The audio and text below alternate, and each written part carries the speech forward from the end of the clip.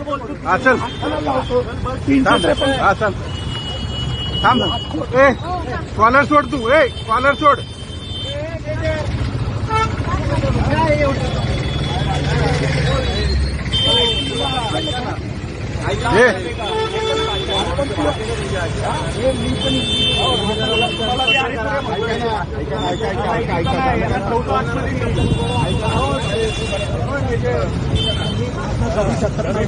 अटक करून दाखवतो तुला कोण आहे ना तुला अटक करून दाखवतो काय काय करू शकतो ना तुला सांगतो मी